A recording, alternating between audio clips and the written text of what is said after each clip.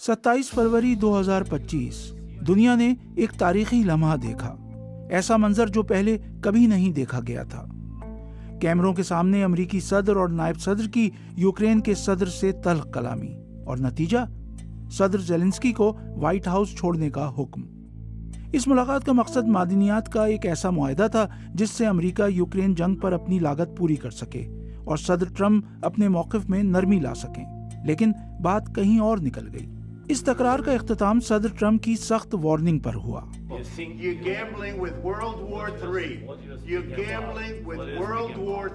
इसके बाद यूरोप ने सदर ज़ेलेंस्की की दिलजोई की कोशिश की।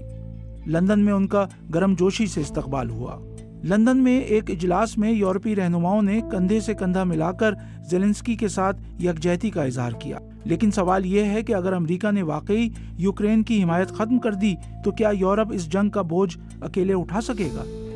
लंदन समिट के बाद वजीर आजम कीर स्टारमर ने यूक्रेन के दिफा के लिए यूरोपीय इत्तेहाद बनाने की तजवीज़ दी और 4 नुकाती मंसूबा पेश किया। इस मंसूबे में यूक्रेन के लिए मुसलसल फौजी इमदाद, अमन मुज़ाकरात में यूक्रेन की मौजूदगी, यूक्रेन की दिफाई सलाहियतों में इजाफा और यूरोपीय फौजियों और फिजाई मदद की फराहमी शामिल है। सवाल यह है कि अगर अमेरिका पीछे हट जाए तो क्या यूरोप रूस से लड़ सकता है? एक मवाजना करते हैं यूरोप और रूस की फौजी और दिफाई सलाहियतों का।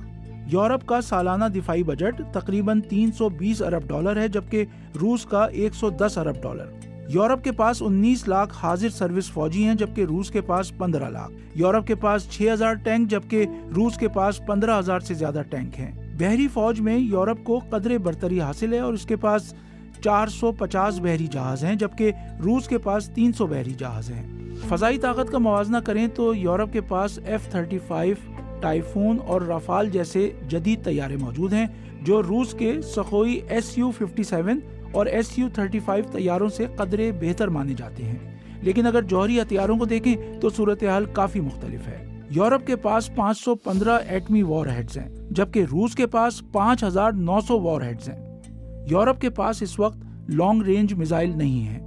इसका मतलब यह है कि अगर यूरोप अमेरिकी दिफाई छतरी से महरूम हो गया और जंग जौहरी सतह पर गई तो यूरोप को बड़ी मुश्किल का सामना होगा। यूरोप को एक और चैलेंज दरपेश है, क़यादत का फुक़दान।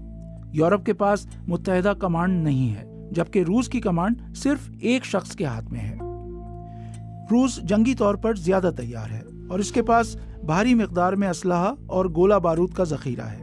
दूसरी जानिब यूरोप सर्द जंग के खात्मे के बाद से फौजी अखराजात में कमी कर रहा है। लेकिन जंगें सिर्फ हथियारों से नहीं, पैसे से भी लड़ी जाती हैं। यूक्रेन जंग में किस मुल्क ने कितनी इमदाद दी, अभी इस पर इत्तफाक नहीं हो पाया है। सदर ट्रंप कहते हैं कि अमेरिका ने यूक्रेन जंग पर 350 अरब डॉलर खर्च कर डाले हैं। The United States has given $350 billion because we had a stupid president and administration. जबकि यूरोप इससे इत्तफाक नहीं करता। सदर ट्रंप का दावा है कि अमेरिका ने यूरोप को अकेले इतनी इमदाद दी है जितनी पूरे यूरोप ने नहीं दी। तो सवाल यह है कि अगर अमेरिका पीछे हटता है तो क्या यूरोप वाकई मुत्तहिद होकर यूक्रेन की मदद करेगा, या फिर यूक्रेन को रूस के साथ किसी मुआहदे पर मजबूर होना पड़ेगा? ये वो सवालात हैं जिनके जवाबात आने वाले हफ्तों में यूरोप के मुस्तकबिल का फैसला करेंगे।